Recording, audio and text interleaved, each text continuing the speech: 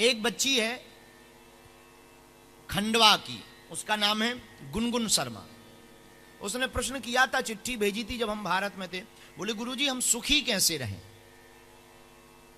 सुखी कैसे रहें, खुश, हैप्पी, सुखी कैसे रहें। तो उसने लिखा, बोले गुरुजी हमारे पास भगवान की कृपा से सब कुछ है, धन है, दौलत है, पति है, परिवार है, बच्चे हैं, गाड़ी है, घोड़ा है, सुखी नहीं है। तो हमें उत्तर तो अलग तरीके का आया। हमें लगा कि इनको लिख देना चाहिए उसी चिट्ठी में कि तो अब तुम सन्यास ले लो, लेकिन हम उन्हें लिख नहीं पाए।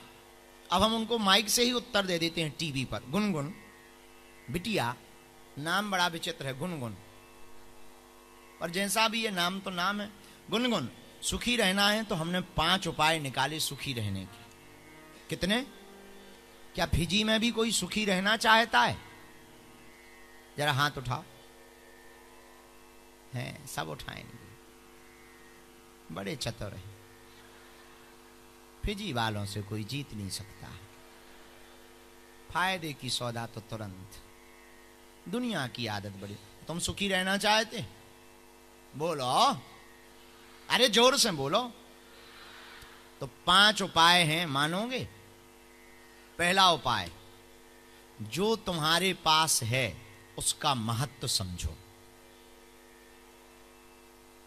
जो तुम्हारे पास है उसका महत्व समझो। आदमी दुखी ज्यादातर वो है कि जो है उसकी कोई इज्जत नहीं करता, और जो पड़ोसी के घर पे है उसको भगवान मानता है।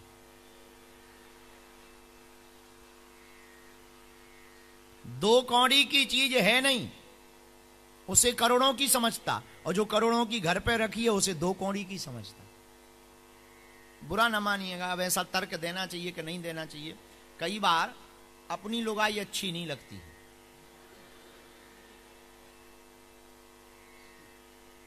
कई लोगों का, हमारा काम ही है दिमाग पढ़ना,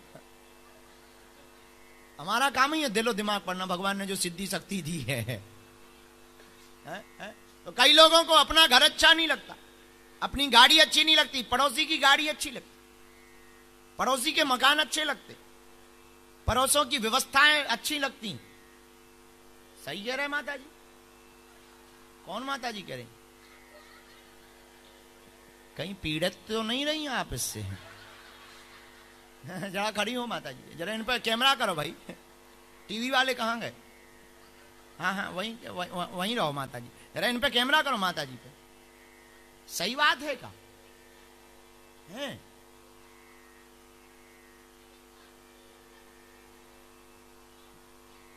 100%। मतलब आप पीड़ित रही माता जी। बैठो माता, बैठो। तो सुखी रहने के 5 उपाय में पहला उपाय, जो है उसका महत्व समझें। क्या समझें? जोर से बोलो। सुखी रहना तो पहला उपाय, जो तुम्हारे पास है उसका महत्व समझें। दूसरा उपाय, अपनी तुलना करना बंद कर दें। किसी से तुलना मत करो, फलाना ऐसा है, वो ऐसा है, वो ऐसा है। अरे वो ऐसा अपने लिए है, आप अपने लिए हो। और तुलना करनी ही है, अपने से बड़ों से तुलना मत करो, नीचे वालों से करो। कभी दुखी नहीं। ज्यादातर आदमी वो दुखी रहते जो अपने से। एक हमें एक आदमी मिला यही,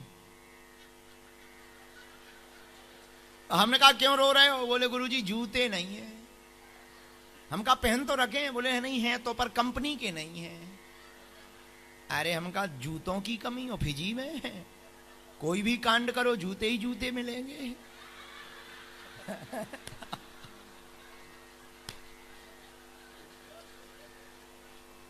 मना करना पड़ेगा कि रहने दो। और बोले नहीं नहीं, वो जूतों नहीं, पहनने की बात कर रहे हैं। हम कहते हम भी पहनने वाले ही बता रहे हैं। तो बोले जूते नहीं है। हमने कहा क्यों? बोले कंपनी के नहीं है, पड़ोसी कंपनी का पहनता है। हमने कहा क्या मूर्ख आदमी हो, जूते हैं तुम्हारे पास पर कंपनी के नहीं है तो तुम रो रहे। हमें उसे एक मकान पे लेवा गए, झोपड़ी में, गरीब झोपड़ी था, गरीब आदमी था। एक सामने बैठा हुआ आदमी मुस्कुराता हुआ था। उसने हमें देखा, हाथ जोड़े, प्रणाम करने लगा। हमने कहा कुछ देख रहे? बोले क्या? हम कहा जरा गौर से देखो। बोले गुरुजी लंगड़ा है।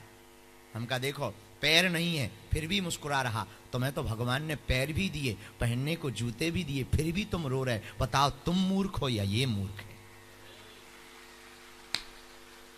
तो सुखी रहने का गुनगुन दूसरा उपाय है, अपने से किसी की तुलना मत करो, और करनी है तो नीचे वालों से तुलना करो ताकि तुम सुखी रहो।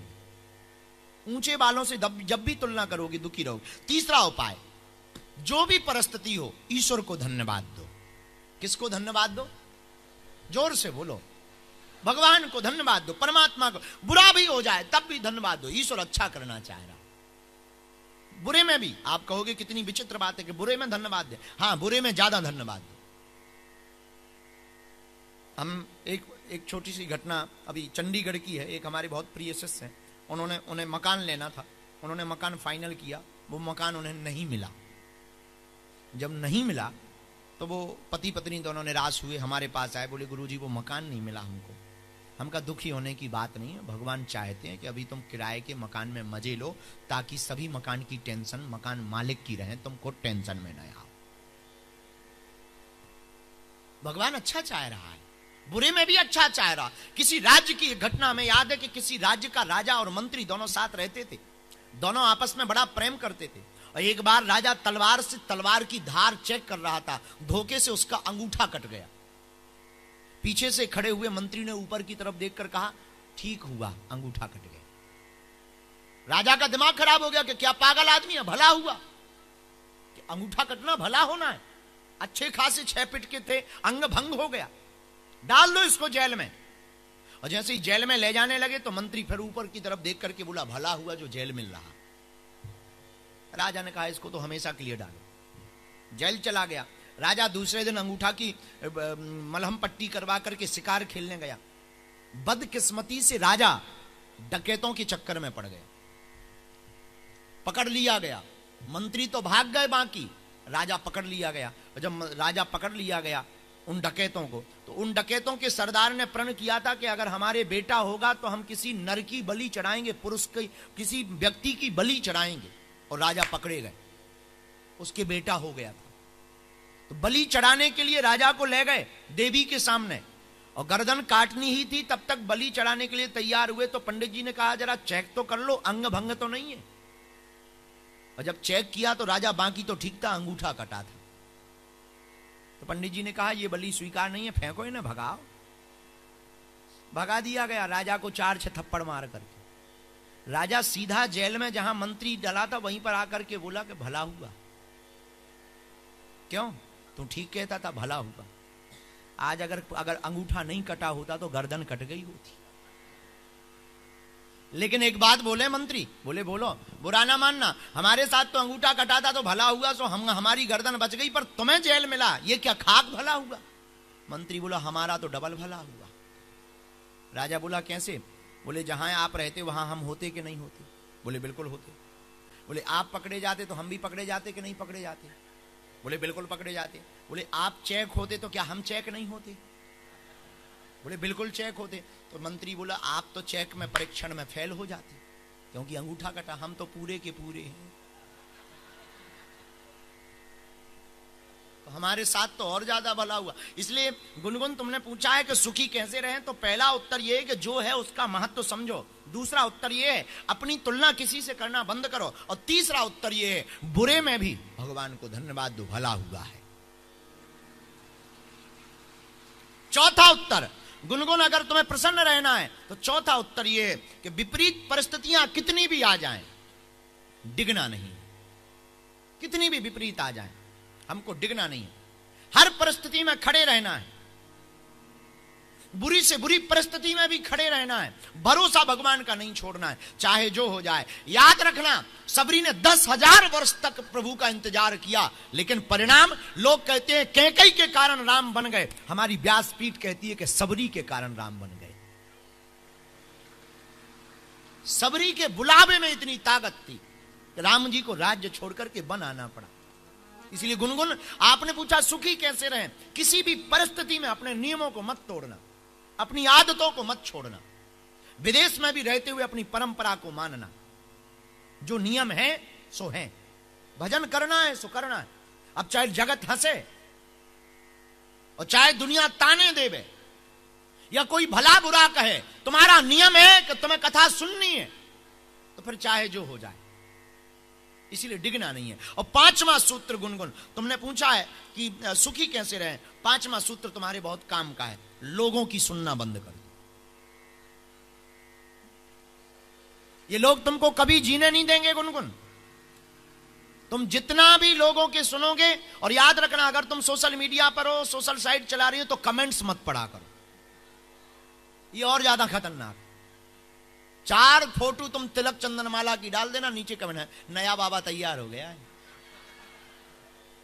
बड़ा खतरा है ये, सबसे बड़ा खतरा है ये। हाँ, कहीं पर भी पूजा पाठ के लिए खड़े हो जाओ, आफत हो जाएगी साहब, बहुत आफत हो जाएगी, बहुत आफत हो जाए। और लोग बहुत खतरनाक है, ये जीने नहीं देंगे। एक राजा और रानी दोनों घोड़ा के ऊपर चले जा रहे थे, दोनों घोड़ा के ऊपर बैठे हुए थे, राजा और रानी। घोड़ा एक गांव से निकले, गांव वाले बोले बताओ तो क्या जमाना आ गया, छोटा सा घोड़ा और 2 बैठे। राजा रानी से बोला बेइज्जती हो रही है, एक काम करते हैं तुम बैठी रहो, हम पैदल चल रहे। रानी बोली चल लो, रही होगी फिजी की। राजा पैदल हो गया, रानी घोड़े पर बैठी चली जा रही थी। फिजी देश में ही एक कोने की तरफ से निकले सुआ, वहां पनहारनी पानी का मटका लेकर के जा रही थी। उसने दूर से देखा, पनहारनियों ने घूंघट मुंह डाल करके, भारतीय परंपरा का घूंघट डाल करके, मुंह टेढ़ा करके बोली देखो तो क्या जमाना आ गया जी। दूसरी सहेली बोली क्या जमाना आ गया, देखो तो अच्छी खासी नई नवेली है, खुद घोड़ी पर बैठी है और खसम को पैदल चलवा रही है, पति को पैदल चलवा रही, क्या गजब का जमाना आ गया। पत्नी रानी बोली राजा से हमारी बेइज्जती करवा दी आपने। राजा बोला क्या करें। रानी बोली एक काम करो, तुम बैठो, हम पैदल चलते। अब बेचारा राजा बैठ गया, रानी पैदल चलने लगी। एक गांव के मोहल्ले से निकले, 4 युवक बैठे हुए थे। बोले ओ हो क्या जमाना आ गया, सुकुमार सी कोमल सी पत्नी को पैदल चलवा रहा, खुद 6 फीट का घोड़े पर बैठा हुआ है। राजा बोला रानी तुमने हमारी बेइज्जती करवा दी, अब क्या उपाय बचा। अब तो एक ही उपाय बचा है कि घोड़े को ही कंधों पर टांग लो, और कोई उपाय नहीं बचा है। अंत में राजा समझ गया ये दुनिया बड़ी खतरनाक है। रानी एक काम करो। बोले क्या। बोले ना इनकी सुनो ना उनकी, दोनों लोग बैठो और चलो। और दोनों लोग, इस चक्कर में वो 2 दिन अपने राज्य में नहीं पहुंच पाए, लोगों की सुनने के चक्कर में। और जिस दिन उन्होंने ये निर्णय किया कि कहने दो, दोनों बैठे और 2.5 घंटे में अपने महल में पहुंच गए। तो गुनगुन तुमने जो पूछा सुखी कैसे रहे, तो 5 सूत्र में पहला सूत्र है जो है उसका महत्व समझो। दूसरा, अपनी तुलना किसी से मत करो। तीसरा, प्रभु को हर हाल में धन्यवाद दो। चौथा, विपरीत परिस्थिति में भी डिगना मत। और 5वां, लोगों की सुनना मत। सुनना तो माता पिता और गुरु की सुनना, शास्त्र की सुनना, वेदों की सुनना, जो बात सत्य लगे वो सुनना। जरूरी नहीं है तुम्हारा गुरु बोल रहा हो तो सत्य ही बोल रहा हो। हम तो अक्सर बोलते हैं अपने चेलों से कि हम जो भी बोल रहे हैं वो अपना अनुभव बोल रहे हैं, अपनी बात बोल रहे हैं। तुम्हें लगे कि सही है तो स्वीकार करना, वरना स्वीकार भी मत करना, क्योंकि हमारे पास जो है वो हमारा अनुभव है, तुम्हारे पास जो होगा वो तुम्हारा अनुभव होगा। अब बलि ने बड़ा गजब का काम किया, बलि ने गुरु जी की नहीं सुनी, तो आज भी बलि को जाना जाता है। शुक्राचार्य जी ने समझाया राजा बलि को, ये जो बामन बनकर के आए हैं ये कोई साधारण नहीं है, भगवान है, तुम्हें हरण कर लेंगे, छल लेंगे। बलि ने मन में सोचा जब भगवान ही मांगने आए हैं जो दुनिया को देता है तो काहे को मना करें। तो अगर राजा बलि अपने गुरु की बात मान लेता तो कभी उसे इतिहास में नहीं जाना जाता। उसने गुरु की बात को नहीं माना, परिणाम उस पर भी भगवान की कृपा हुई और आज भी उसे जाना जाता है। तो सत्य जो उसे सुनना, उसी को स्वीकार करना, दुनिया के कहने में मत पड़ना। तुम भक्ति करोगे दुनिया ताने देगी, और बाहर के नहीं देंगे, तुम्हारे घर के। बड़ी पुजारनी बनी हो, बड़े भक्त बने हो, हम देखते हैं तुम्हारे भगवान कितने बचाते हैं। और कई माताओं के घर में तो हम तो बहुत अनुभव करते हैं, चेक करते हैं, बड़ी बाबा बाबा कर रही। कईयों के घर पर उपद्रव होता है, दुनिया का काम कहना है। मीरा ने किसी की सुनी नहीं, इसलिए मीरा को गोविंद मिल गए। मीरा ने सुनी नहीं, कितना ताने नहीं दिए होंगे मीरा को, जरा विचार करना। मीरा की ननंद कहती थी कि अरे तू बाबरी है, राजघराने की बहुरानी है, नाक कटवा रही है, मर जाए इससे तो अच्छा है। मीरा कहती है ना मरना है ना जीना है, मैं तो गोविंद रस पीना है। मीरा ने किसी की सुनी नहीं, इसलिए मीरा को आज जाना जाता है। और बुरा मत मानना, मीरा का जीवन कितना कठिन नहीं रहा होगा। मीरा अगर रुक गई होती बात मानकर लाज के चक्कर में, तो आज कोई मीरा नहीं बनना चाहता।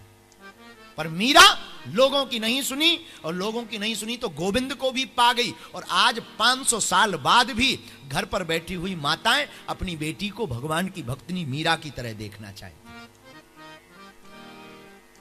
इसलिए आपको सुखी रहना है तो सर्वोत्तम उपाय है इन 5 बातों को आप जीवन में नोट करो।